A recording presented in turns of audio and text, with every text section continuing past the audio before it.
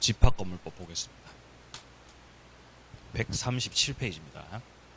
자, 이 법의 제목을 보게 되면은 집합건물의 소유 및 관리에 관한 법률이라고 되어 있죠. 그러니까 집합건물을 놓고서 크게 두 파트로 쪼개서 법이 구성되어 있습니다. 첫 번째 파트가 소유 파트고요. 두 번째 파트가 관리 파트입니다. 이 소유 파트에서 나오는 게 뭐 전유 부분, 공용 부분, 대지 사용권 이런 거 나오거든요. 지금 밑에 1번에 구분 소유권이라고 되어 있는 거 있죠. 여기에 객체가 되는 게 바로 전유 부분인 거죠. 원래 이 부동산이 있을 때 어떤 건물이 있다면 건물이 이렇게 한 동짜리 건물이 이렇게 원래 이 건물은 동이 개수 단위가 되니까 부동산이 한 개인 거거든요. 근데 우리가 당장 밖에 나가봐도 한 동 전체를 그냥 한 개로만 하진 않죠. 다 보면 집합 건물들이거든요. 예를 들면 하다못해 뭐 3층짜리 상가가 있다고 해도, 하다못해 4층 돼버렸네요. 자, 4층짜리 상가가 있다고 해도 4층짜리 상가가 있고, 그리고 한 층마다 뭐 이렇게 호실이 3개씩 이렇게 있다고 생각을 해보면, 네, 이런 것들 다 이제 집합 건물들이거든요. 그럼 여기서 한 호실이 있잖아요. 한 호실. 그죠? 여기가 예를 들어서 뭐 403호. 그럼 403호 여기는 어떤 사람이 단독 소유할 수 있는 부분이죠. 근데 이제 이 한 동 건물 중 지금 이거는 전체를 소유하는 거예요. 건물 중 일부 소유하고 있는 거예요. 일부 소유하고 있는 거죠. 그래서 여기를 이제 구분 소유권이라고 하는 거예요. 그리고 그 구분 소유권의 객체가 되는 그 한 호실 있죠. 쓰고 있는 전용 공간, 거기를 전유 부분이라고 하는 거죠. 전유 부분. 자, 근데 여기서 구분 소유권이라는 게 성립하기 위해서는 일단 구조적으로 봤을 때, 그리고 이용상 따져봤을 때 독립적이어야 됩니다. 그죠? 현관문 다 따로따로 되어 있고, 전기 따로따로 되어 있고, 설비 따로따로 되어 있고, 이런 게 다 독립적인 거여야 된다는 거죠. 자, 그래서 밑에 동그라미 1번에 구분 건물 되려면은 일단 그 구분 소유 객체가 될 수 있는 구조상 그리고 이용상의 독립성, 첫 번째로 필요한 요건이고요. 자, 뿐만 아니라 한 개 더 필요합니다. 그 건물을 구분 소유권 객체로 하려는 어떤 소유자의 구분 소유 의사가 드러나야 됩니다. 이런 걸 구분 행위라고 해요. 자, 그래서 구분 소유권 성립을 위해서는 첫 번째 요건으로서 둘째 줄에 독립성 필요하고요. 독립성. 자, 그 다음에 셋째 줄에 구분 행위가 필요하다는 거죠. 여기서 등기나 등록은 필요 없습니다. 그래서 밑에 쪽에 동그라미 2번 단락을 보세요. 동그라미 2번 단락. 구분 건물이 객관적이고 물리적으로 완성이 되었어요. 그럼 이게 집합건축물 대장에 만약에 등록되지 않은 경우라 하더라도 구분 소유는 얼마든지 성립 가능하다는 겁니다. 자, 그리고 이제 다음 페이지로 가보겠습니다. 자, 2번에 보시면 제가 아까 말씀드린 전유 부분이 나와 있습니다. 자, 집합 건물은 전유 부분도 있고 공용 부분도 있는데 그 중에서 구분 소유권 객체가 되는 부분은 전유 부분인 거죠. 전유 부분. 자, 밑에 3번 내려갑니다. 공용 부분 나와 있습니다. 자, 공용 부분은 다 같이 쓰는 공간들을 말하는 거죠. 근데 여기서 두 가지가 있거든요. 동그라미 1번에 구조적으로 봤을 때 당연한 공용 부분, 구조상 공용 부분이 있고요. 자, 그리고 그 이어지는 문장 보시면 규약에 의한 공용 부분이 또 있습니다. 여기서 구조상 공용 부분은 엘리베이터, 옥상, 지하 주차장 이런 거죠. 누가 봐도 공용 부분, 누가 봐도. 근데 규약에 의한 공용 부분은 구조적으로는 전유 부분인데 규약에서 정한 거예요. 야, 여기는 관리 사무실이야 라고 규약에서 정하면 거기는 규약상 공용 부분인 거예요. 여기는 어린이집 쓸 거야. 그럼 이제 거기는 규약상 공용 부분 된다는 거죠. 그러니까 구조상 공용 부분은 누가 봐도 공용 부분이라서 여기가 공용 부분입니다를 굳이 등기 안 해도 된다는 거예요.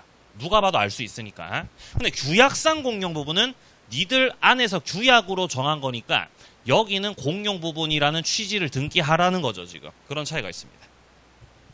자, 그리고 동그라미 2번 달랑 내려갑니다. 구조상 공용 부분 여기에 대해서 물권 득실 변경이 일어날 때 이거 등기 필요 없다는 거죠. 403호를 갑이 소유하고 있어요. 그럼 갑은 일단 403호 전유 부분에 대한 소유권 가지고 있는 거죠. 전유 부분 소유권. 근데 여기서 전유 부분 소유권에 더불어서 이 집합 건물에는 공용 부분도 있죠. 그럼 그 공용 부분에 대해서는 지분을 가지고 공용 부분에 대한 지분을 함께 가지고 있는 거죠. 그렇죠? 지금 여기 있는 옥상 있죠, 옥상. 옥상은 누구 겁니까? 그러면은 여기 살고 계신 분들 모두의 것이죠. 근데 그들 모두가 옥상을 공유하고 있는 거죠. 그죠? 중간에 엘리베이터 왔다 갔다 하고 있죠? 모두가 뭐 하고 있다? 공유하고 있다는 거죠. 그러니까 각자는 소유권 통째로 가진다고요? 지분을 가진다고요? 지분을 가지고 있는 거죠. 지분. 그리고 나중에 할 거지만 여기에 대지 사용권도 있습니다. 토지를 사용할 수 있는 권리도 있거든요. 대지 사용권. 밑에 땅도 결국 이 구분 소유자들이 함께 이 대지를 소유하고 있는 거거든요. 근데 단독 소유를 해요? 공동 소유를 하고 있어요? 땅도 공동 소유하고 있죠? 이게 이제 대지권. 네? 대지권에 대한 지분인 거죠. 네. 이거를 갑이 그러면은 403호 전유 부분 있죠? 403호 전유 부분을 갑이 팔아요. 예를 들어서. 자, 매매 계약을 해가지고, 자, 이거를 을한테다가 갖다 판다. 매매를 해가지고. 그럼 매매 계약을 하고 403호 전유 부분에 대해서 소유권 이전시키려면은 당연히 등기를 해야 됩니다. 매매 계약을 원인으로 해서 전유 부분, 이전 등기를 마치게 되면은 을은 전유 부분에 대해서 소유권 취득을 하게 되겠죠. 근데 전유 부분을 취득하면 이 공용 부분 있죠. 여기 딸려 있는 것들은 알아서 자동으로 따라온다는 거죠. 그런 논리인 거죠. 따로 등기 안 해도 따라온다는 겁니다. 이런 성질을 누누이 뭐라 그랬어요? 부종성. 기억나세요? 부종성. 자, 그래서 여기에 대한 물권 득실 변경은 전유 부분을 따라가는 것이기 때문에 등기 없이도 효력이 생긴다. 이렇게 말하고 있는 겁니다. 자, 3번 내려갑니다. 공용 부분이라는 거는 구분 소유자들이 공유하고 있는 거 맞아요. 그래서 이거 공유물인데 원래 공유물은 분할 청구해도 되죠. 소유권 파트에서 봤던 공유물은. 근데 이 공용 부분 같은 경우는 분할 청구를 할 수 없어요. 분할의 실익이 없다는 거죠. 주로 4번 일부 구분 소유자들만이 공용하도록 제공되는 것임이 명백한 공용 부분입니다. 예를 들면 입주자 전용 같은 거 말하는 거죠. 네? 입주자 전용. 네? 제가 예전에 학원 다닐 때 이 주차장 있으면 주차장에 이렇게 있는 거, 주차장에 차를 대면은 주차장이 이렇게 지하 주차장이 돼 있더라고요. 지하 주차장이 돼 있고 칸들이 막 이렇게 돼 있겠죠. 이렇게 그림 진짜 못 그리네. 아무튼 이렇게 칸이 이렇게 돼 있고 이렇게 끝에 들어가면 여기 이제 그 차 집어 넣는 그 기계식 주차 있죠. 졸라 귀찮게 만드는 거 그거 이렇게 돼 있는 주차. 그리고 제가 이렇게 대고 가가지고 이렇게 차를 이렇게 대고 갈라 그러면은 이제 갑자기 그 관리 아저씨가 와가지고 차 빼라 그러는 거죠. 여기는 입주자 전용이라. 당신 누구냐는 거예요, 저한테. 네? 저 강의하러 왔는데. 네? 몇 층 가시냐고, 이러면서. 저 4층 가는데, 이렇게. 너 강의하러 왔어? 그럼 너 니 차는 여기로 들어가. 차 빼고 여기 넣으라는 거죠. 그럼 차 넣는데 한 10분 걸려. 차 넣는데 10분. 넣는데 10분. 자, 빼는데 또 한 10분 걸리는 거예요. 돌아버리는 거죠, 그러니까. 사람이. 그리고 수업 끝나고 갔다고 생각해보세요, 수업 끝나고. 수강생들 줄 서 있어요. 그 앞에서 전부 10분씩 계속 여기 더 쌓인다고 이렇게. 그러니까 선생님 저는 여기 되고 싶다고 여기다가 그냥 바로 뺄 수 있게 좀 제발 좀. 근데 빼라는 거죠. 왜 그래야 되는 거죠? 예? 여기는 입주자 전용입니다. 입주자 일부의 구분 소유자들만 다 같이 쓰도록 만든 게 명백하다는 거죠. 여기는 지금 빼라는 거죠. 그럼 이제 그건 그들만의 공유라는 것이에요. 나중에 제가 여기서 이제 사각지대를 찾은 거예요. 사각지대를 찾아서 차를 대고 도망가 버리는 거죠. 예? 차 대고 도망갔어요. 열받아가지고. 계속 쫓아오니까 너무 힘들었습니다. 자, 밑에 하자 추정이요. 6번에 전유 부분이 속하는 한 동 건물의 어떤 설치 보존 흠결로 손해를 입혀버린 거예요. 예를 들어 어떤 제가 좋아하는 그 온천이 있거든요. 온천 건물이 엄청 낡았어요. 온천이 나오는 건물인데 거기 이제 막 이렇게 그 건물이 막 돼 있고 건물 못 꾸렸네. 아무튼 이렇게 있고 막 이렇게 막 이 건물 전체가 그냥 다 무슨 뭐 온천하고 뭐 온천 사우나하고 뭐 기타 등 내가지고 막 이렇게 막 크게 막 돼 있어 막 휴양차. 그러니까 이 온천 밑에 지하 주차장. 막 바글바글 난리가 나는 거죠. 근데 건물이 하도 낡았다 보니까 지하 주차장의 천장 있죠. 주차장의 천장. 그러니까 1층 건물의 바닥인 거죠. 거기서 무슨 이상한 논물 같은 게 새가지고, 논물 같은 게 막 뚝뚝뚝 새가지고 밑에 자동차들이 완전히 다 망가져버린 거예요. 차들이 망가져버린 거예요. 망가져버렸어요. 제가 그때 그 광경을 지켜봤거든요. 그래서 제가 가서 살짝 만져보니까 이거는 그냥 닦는다고 닦일 그런 문제가 아니에요. 이미 부식이 시작됐다는 거죠. 차가 이제 다 망가져버렸다는 거죠. 그럼 지금 이 건물에 하자가 있는 거잖아요. 하자. 이 하자가 공용 부분에 있는 걸로 봐야 돼요? 전유 부분에 있는 걸로 봐야 돼요? 만약에 이거 전유 부분에 있는 걸로 추정해버리면은 요 1층 재수없게 여기서 105호 소유하고 계셨던 분. 자, 재수없게 105호를 소유하고 계셨던 한 사람이 다 책임져야 되는 문제인 거죠. 근데 이거를 전체의 하자로 본다면은 다 같이 책임져야 될 문제가 된다고. 그래서 이게 쟁점이었던 거예요. 그러니까 뭔가 하자가 생겨서 손해를 입혔을 때 그 하자를 공용 부분에 존재하는 걸로 일단 볼 것이냐 아니면 전유 부분에 존재하는 걸로 볼 것이냐가 쟁점이었는데 판결은 어떻게 났다? 공용 부분에 존재하는 걸로 그렇게 일단 추정한다. 오른쪽 7번 갑니다. 관리인을 선임을 했는지 안 했는지 그거랑은 상관없어요. 공용 부분에 대해서 보존 행위를 할 수 있다는 겁니다. 예를 들어 이제 옥상 올라갔는데 어떤 외부자가 들어와가지고 술 마시고 있으면 냅둬야 돼요? 나가라고 할 수 있어요? 나가라고 할 수 있죠. 그게 보존 행위죠. 보존 행위. 관리인을 선임해야 보존 행위 할 수 있어요? 그거랑 상관없이 보존 행위 해도 돼요? 그럼 보존 행위 할 수 있도 상관없다는 거. 관리인이 뭐 계시든 안 계시든. 그죠? 노숙자 나가라고 할 수 있다는 거죠. 자, 8번 내려갑니다. 관리위원회를 두고 있습니다. 이때 그 줄 끝에 관리인이 보존 행위를 한다는 거거든요. 이거는 자기 마음대로 할 수 없어요. 원래 공용 부분의 보존 행위는 관리인이 하는 게 아니라 공유자가 할 수 있는 거예요. 공유자, 소유자가 할 수 있다는 거죠. 그러니까 관리인 아저씨가 노숙자한테 가서 나가세요! 이거 하려면은 위원회 결의가 필요하다는 거예요. 절차적으로. 아무나 할 수 없다는 겁니다. 넌 소유자 아니잖아요. 자, 내려갑니다. 9번. 각 공유자는 공용 부분을 사용할 때 용도에 따라 사용한다고 되어 있습니다. 줄칩니다. 용도에 따라. 밑에다 쓰세요. 지분 비율 X. 공용 부분 사용할 때 지분 비율로 사용하면 안 되죠. 지분 비율이라고 만약 나온다면 X. 틀렸습니다. 자, 10번. 비용 부담하는 것. 비용 부담하는 거는 전유 부분 지분 비율에 따라야 되는 거죠. 그러니까 우리가 예를 들어 관리비를 낼 때도 평수 넓은 데 사시는 분들이 관리비 더 많이 내야 되잖아요. 그죠? 그게 지분이 많아서 그래. 지분을 많이 갖고 계시니까 비용을 더 많이 부담합니다. 11번.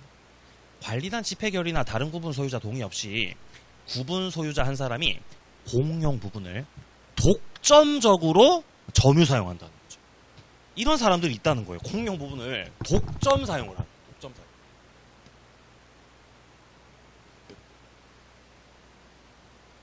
복도식 아파트가 있잖아요. 예를 들어서 복도 여기에 이렇게 한 호실이 이렇게 있잖아요.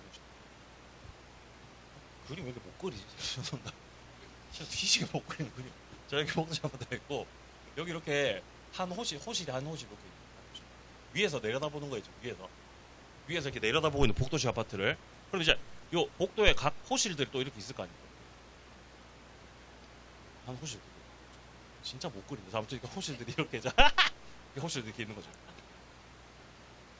예? 위에서 내려다보고 위에서 내려다보고 이렇게 이렇게 있는 거죠.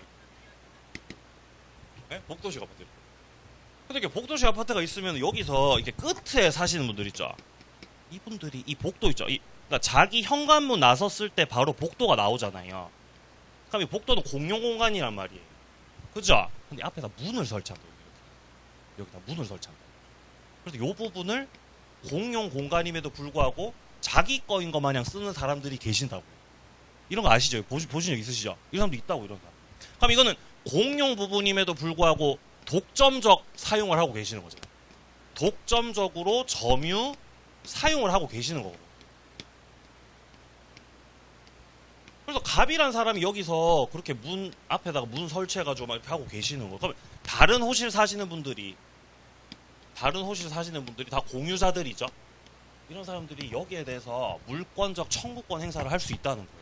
근데 우리가 공유 파트에서 봤지만 물권적 청구권, 즉 소수 지분권자가 독점적으로 공유물을 혼자서 사용할 때 여기에 대해서 물권적 청구권 행사를 들어갈 때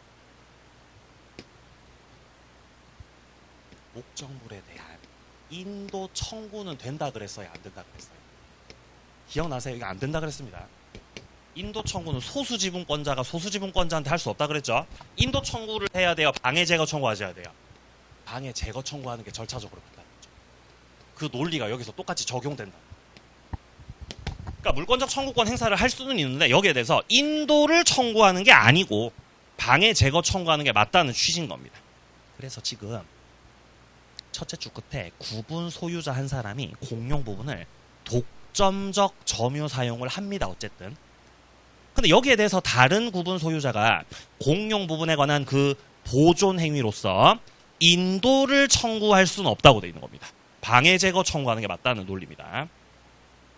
자, 12번 내려갑니다. 구분 소유자 중 일부가 그 줄 끝에 복도를, 그러니까 실제 이 사건은 복도 사건이었던 거예요. 복도를 배타적으로 점유 사용해서 다른 구분 소유자가 사용하지 못하게 된 거죠.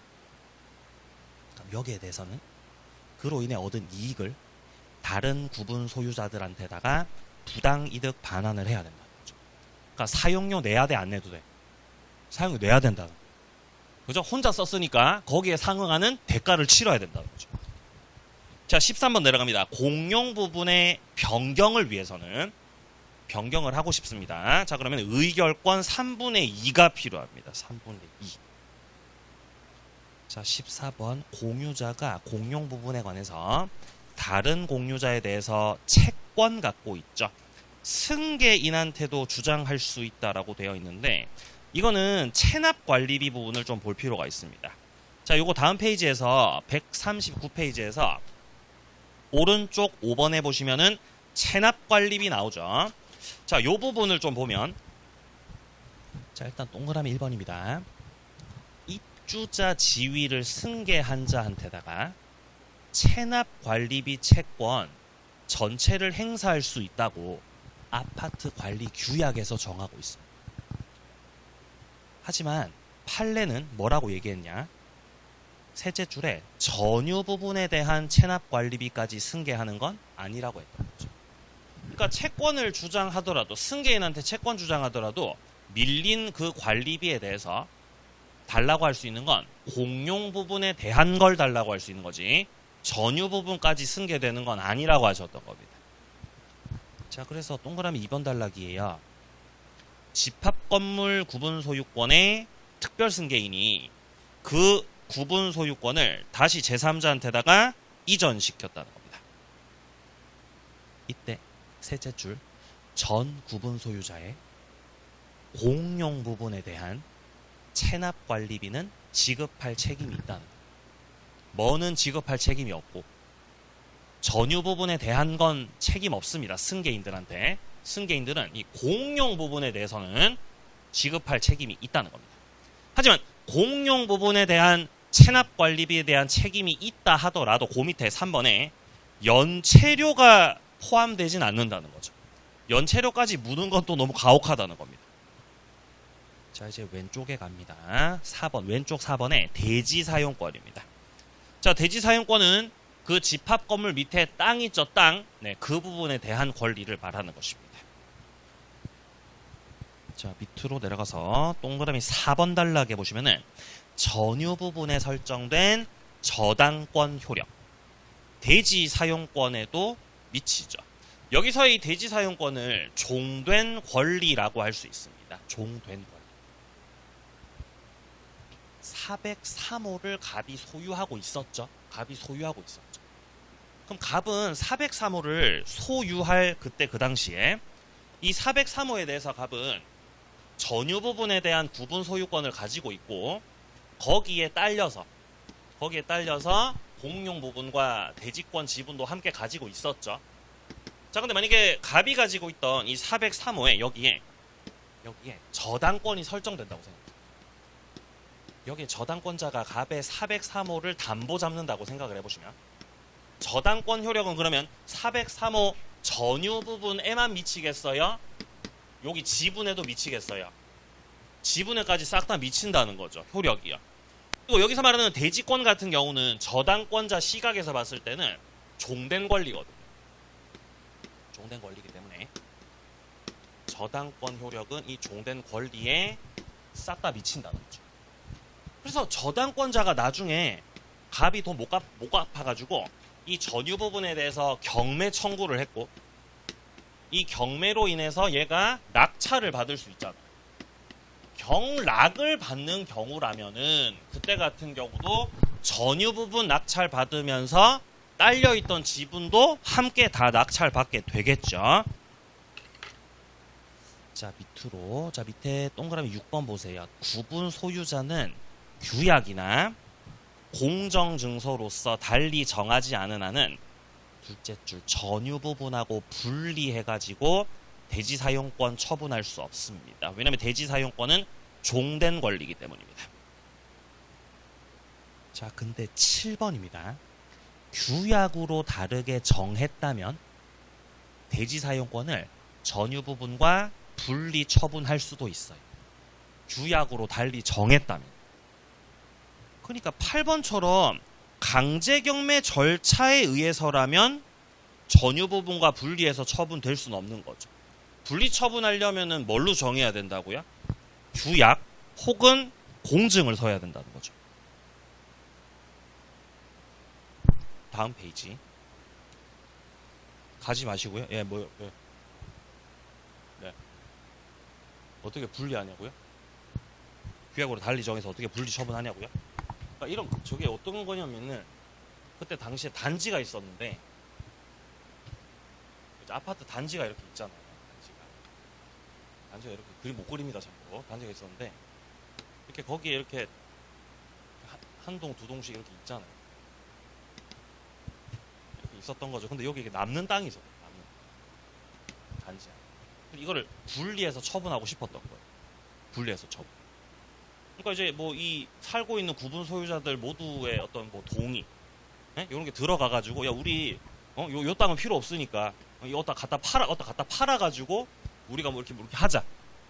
그런 게 있었던 거죠. 그러면 이제 규약으로 달리 정해서 할 수도 있다는 거죠. 원칙은 안 되지만. 자, 139페이지 오른쪽 밑에 담보 책임 보세요. 담보 책임. 물건에 하자가 있다면 담보 책임을 물을 수 있습니다. 담보 책임에 대한 청구권자는 현재 소유자가 청구권자입니다. 최초 분양받은 사람은 이미 팔고 떠나고 없죠. 현재 소유자가 청구권자고요. 자, 그리고 책임자가 누구냐? 전유 부분을 분양자가 책임자라는 거죠. 분양자. 근데 분양자만 단독으로 책임지는 게 아니라 그 뒤에 가보시면 시공자도 시공했던 자들도 이제는 책임에서 벗어날 수 없습니다. 담보 책임을 져야 됩니다. 자, 4번입니다. 완성되었던 분양 목적물에 하자가 있어가지고 목적 달성을 할 수 없거든요. 그럼 분양 계약을 해제할 수 있는 거죠. 그렇죠? 담보 책임 추궁한다는 것이에요. 기산점 내려갑니다. 5번 전유 부분에 대해서 담보 책임 존속 기간은 인도 받은 날로부터 기산이에요. 참고로 물건 하자는 제척 기간 6개월이었거든요. 그 6개월에 시작되는 시점이 언제냐? 언제부터라고요? 인도 받은 때로부터라는 거죠. 인도 받은 그 날로부터 해서 6개월입니다. 6개월. 자, 6번 내려갑니다. 하자가 발생했을 때 그 하자 보수에 대한 손해배상 청구권은 이거는 하자가 발견된 그때부터 해서 이 손해배상 청구권 제척 기간이 시작된다라고 보는 거죠. 자, 그다음 밑으로 내려가서 7번에 관리단을 보시면요. 이 관리단 여기서부터가 이제 집합 건물의 관리 파트가 되겠습니다.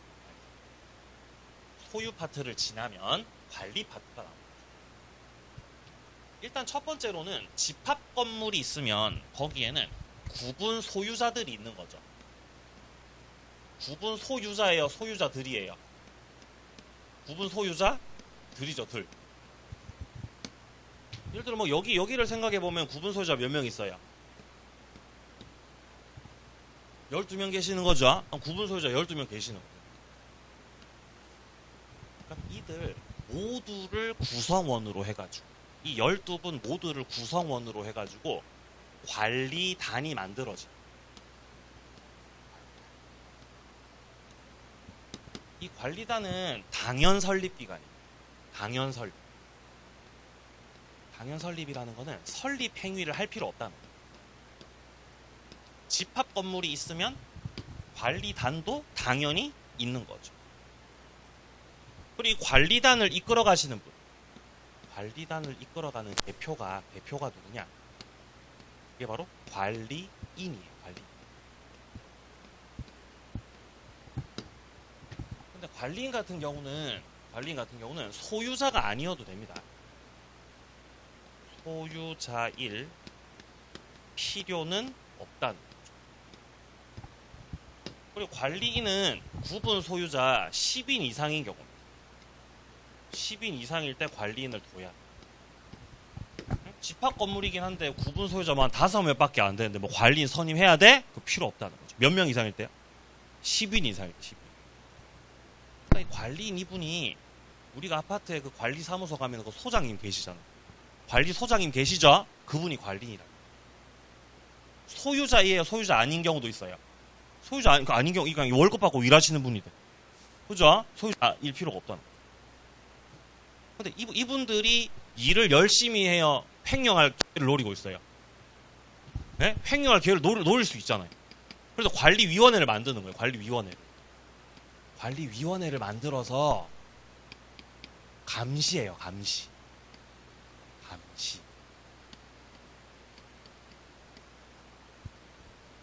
그래서 관리위원회는 여기는 소유자들만 위원으로 올 수 있어요. 뭐 임차인 안 됩니다. 관리인이 들어오겠다 안 됩니다. 너를 지금 감시하겠다는 거예요. 관리인이 여기에 들어올 수는 없겠죠. 이렇게 기관이 3개가 나오는 거예요. 관리단, 관리인, 관리위원회. 자, 일단 먼저 관리단부터 보시면은 관리단은 구분 소유 관계가 성립하는 집합 건물이 있을 때 조직 행위를 하지 않아도 당연히 그 구분 소유자들 전원을 구성원으로 해서 성립하는 그런 단체라는 거죠. 자, 2번 단락. 관리단에서 관리비를 징수할 수 있어요. 규약을 만들기 전이라고 해도 청구할 수 있습니다. 일단 돈이 있어야 돌아갈 테니까요. 자, 그 다음에 오른쪽 갑니다. 8번 관리인입니다. 일단 기본적으로 구분 소유자가 10명 이상이라고 한다면은 관리인 선임을 해야 됩니다. 이 관리인은 동그라미 2번 단락 구분 소유자가 아니더라도 무방합니다. 그러니까 3번에 임차인마저도 관리인 될 수 있는 거죠. 임기 2년의 범위에서 정합니다. 규약에서요. 자, 그 다음에 밑으로 좀 내려가서 자, 기타 부분. 자, 관리인의 선임은 관리단 집회 소집 개최 없이 서면 결의로 할 수 있다라는 규정이 있습니다. 자, 그리고 11번에 관리인이 뭔가 부정한 행위를 저질렀다는 거죠. 그럼 해임시켜 달라고 법원에다가 청구할 수 있습니다. 12번 관리인의 대표권을 제한할 수도 있는데 그거가 명확해 보이지 않아서 피해를 입은 선의의 제3자가 생길 수 있겠죠. 그자한테는 대항 못한다. 선의 제3자가 보호받는다라는 내용이고요. 자, 다음 페이지 9번입니다. 관리위원회가 되겠습니다. 자, 일단 첫 번째 줄에 관리단에는 규약으로 정하는 바에 따라 관리위원회를 둘 수 있다. 둘 수 있다는 건 있을 수도 있고 없을 수도 있다는 거예요. 관리위원회가. 동그라미 2번 단락 규약에 다른 정함 없으면은 관리위원회 위원은 전유 부분을 뭐 하는 자? 소유하는 자들 중에서 선출한다는 거죠. 이거를 뭐라고 바꿔서 출제했었냐면은 전유 부분을 점유하는 자라고 바꿔서 출제한 적이 있습니다. 점유하는 자 아니고 소유하는 자. 그러니까 임차인들은 위원으로 못 들어와요. 3번 규약에서 달리 정한 바가 없으면 관리인은 관리위원회에 들어오면 안 되죠. 그죠? 왜냐면 너는 감시 대상이니까. 그죠? 들어오면 안 되죠. 자, 4번입니다. 규약에서 달리 정한 바가 없다면은 관리위원회 위원은 부득이한 사유가 있는 경우 서면이나 대리인을 가지고서 의결권 행사를 할 수도 있겠다라는 규정입니다. 자, 밑으로 내려갑니다. 규약이에요. 규약. 집합건물관리단에 규약이 존재하는데 그 규약을 바꾸고 싶어요. 쉽게 막 바꾸면 안 되겠죠. 그러니까 의결권 4분의 3 결의가 필요합니다. 2번 단락 규약 및 집회 결의에서 결정된 내용들 있죠. 그런 것들은 구분 소유자들의 특별 승계인한테도 다 효력이 있는 거죠. 그러니까 규약에서 정했던 내용들이 있다면은 집합 건물이다 보니까 중간중간에 막 호실별로 소유자가 막 바뀌기도 하죠. 그들한테도 효력이 미치죠, 당연히. 구속력 있습니다. 자, 그 다음에 오른쪽 가세요. 오른쪽. 관리단 집회. 자, 5번에 관리인이 회계 연도 종료 후 3개월 이내로 정기 집회 소집을 해야 됩니다. 그래서 1년에 한 번씩은 적어도 하죠. 집회를. 자, 6번입니다. 관리단 집회는 구분 소유자들 전원이 만약에 동의하시면 전원이 다 동의를 한다면은 소집 절차를 생략하고 바로 소집할 수도 있습니다. 7번 위에서처럼 전원의 동의로 소집된 집회에서는 통지하지 않았던 내용에 대해서도 다 함께 결의를 할 수 있겠죠. 자, 8번 내려갑니다. 적법하게 결의가 됐어요. 결의가 됐고 내용이 통과됐다는 거죠. 그럼 반대했던 사람한테도 효력은 미쳐야죠. 네, 구속력이 있습니다. 역시. 자, 밑으로 내려가셔가지고요. 자, 이제 밑에 11번 봅니다. 재건축입니다. 이 재건축 결의는 가장 엄격하고 힘들어요. 의결권 5분의 4가 필요합니다. 5분의 4.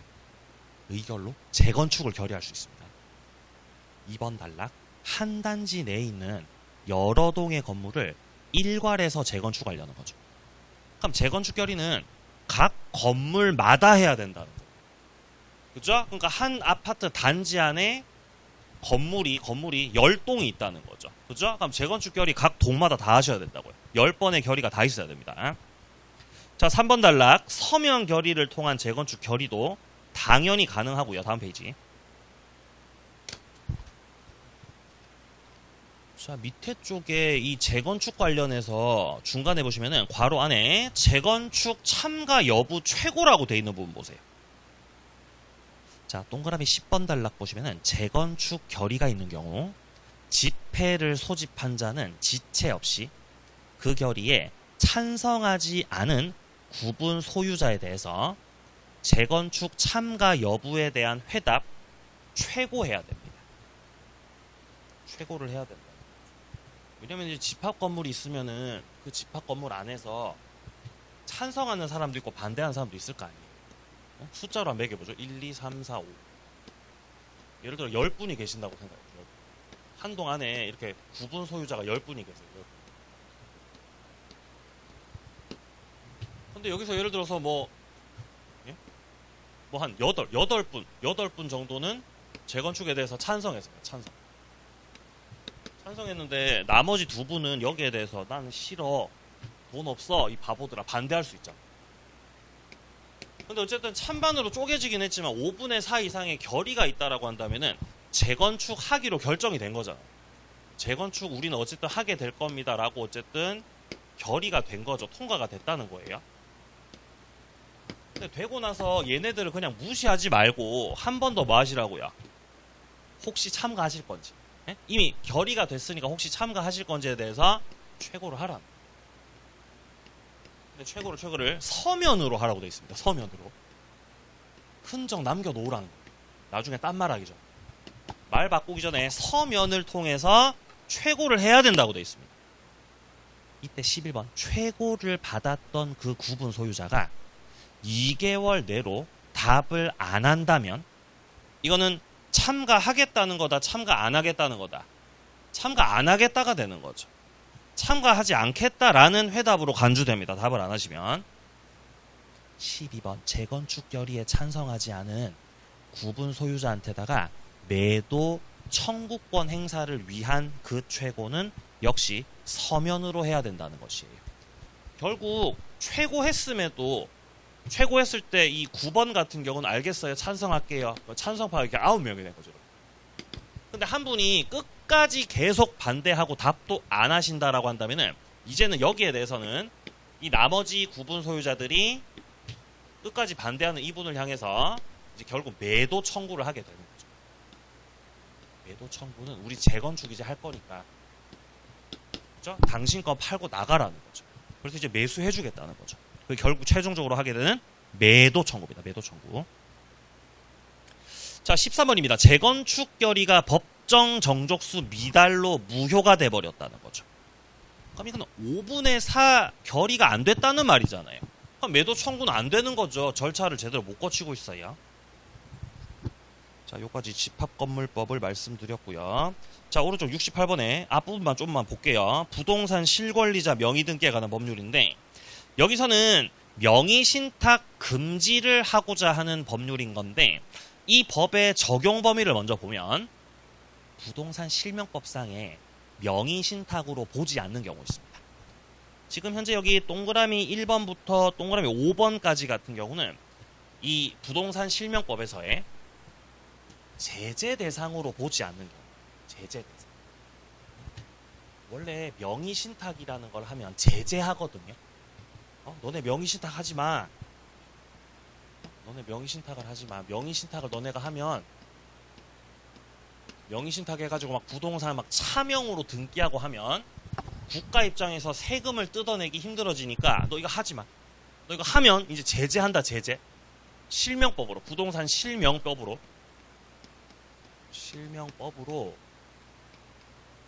너네들을 제재할 거야. 제재.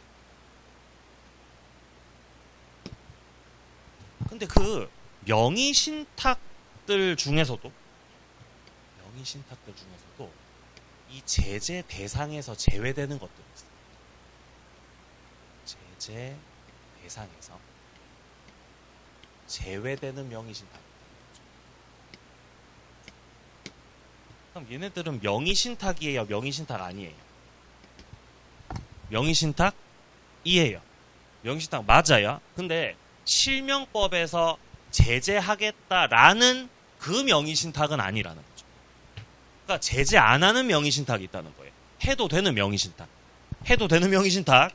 자, 그게 뭐냐면은 일단 먼저 동그라미 3번에 보시면은 부동산 위치 면적을 특정해서 세 사람이 구분 소유하기로 약정을 했고 3인의 공유로 등기를 한다는 거죠. 이런 걸 뭐라고 하냐면은 구분 소유적 공유 관계라고 해요.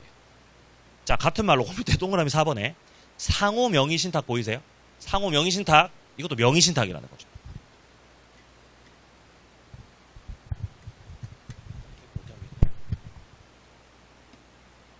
첫째, 어떤 토지가 이렇게 있는 거예요. 토지가 이렇게 있는데 이거를 갑하고 을이 분명히 서류상 봤을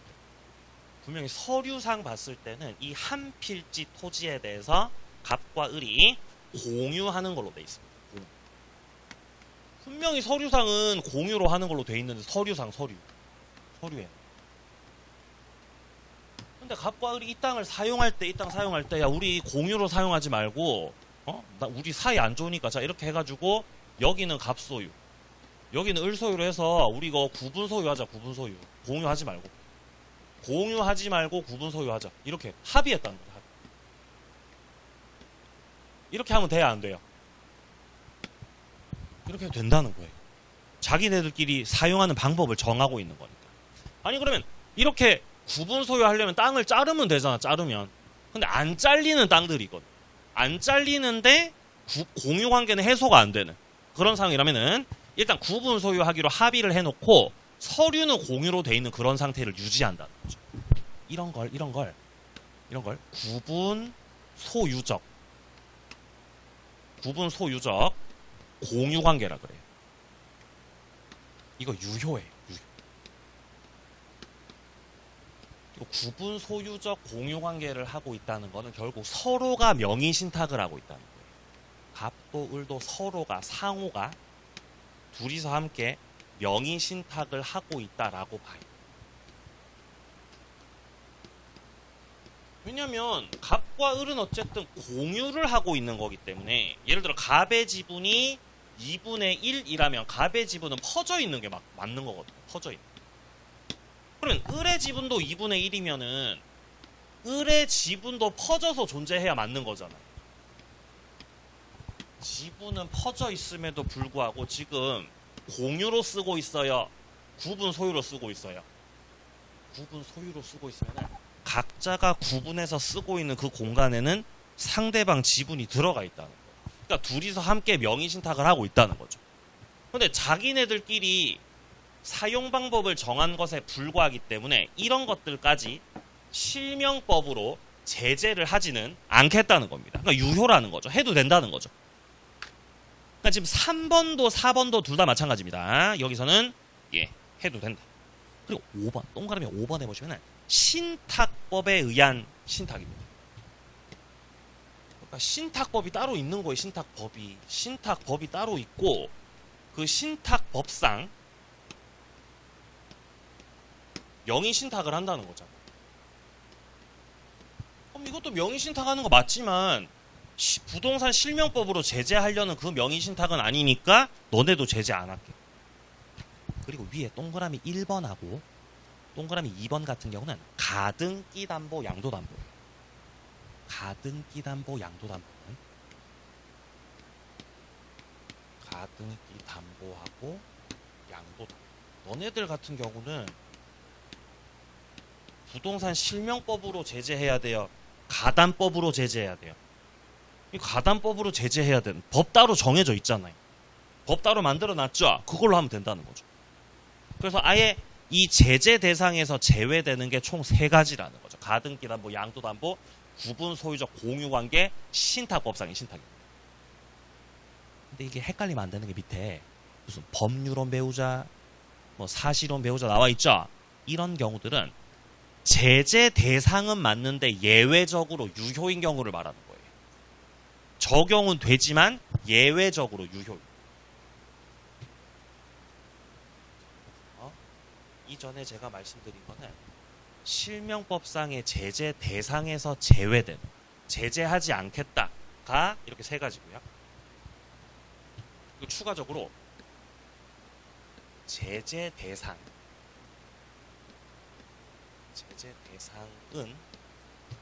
맞는 제재 대상 실명법상으로 제재할 수 있습니다. 맞는데 제재를 하긴 할 건데 예외적으로 너네들은 좀 봐줄게. 예외적으로 유효로 해주는 경우가 있다. 그게 이제 명의신탁을 할 때 누구로 명의신탁을 했을 때 첫 번째 배우자. 두 번째가 종중이에요. 종중이 종업 명의로 명의신탁했을 때 세 번째가 종교단체. 딱히 뭔가 부정한 이득을 취득할 목적이 아닌 것으로 보이는 명의신탁이라면 이 경우는 예외적으로 우리가 유효하게 인정해줄게 라고 하는 거죠. 이 세 가지. 예외적으로. 그러면 부정한 이익을 취득할 목적이라면은 제재해요, 제재 안 해요? 제재해서 그때 무효로 만들겠죠. 그죠? 뭐 세금 막 탈세하려고 그러고. 그럼 제재 받는 거예요? 제재 받. 그럼 얘네들 같은 경우는 뭐 탈세고 뭐고 나발이고 실명법 아니 적용 자체가 안 된다는 거죠. 얘네들 같은 경우.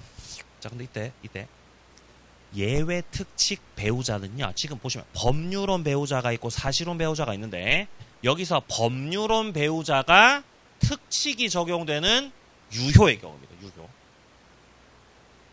자, 6번에 부부 일방이 부동산을 구입하면서 배우자 명의로 등기한다는 거죠.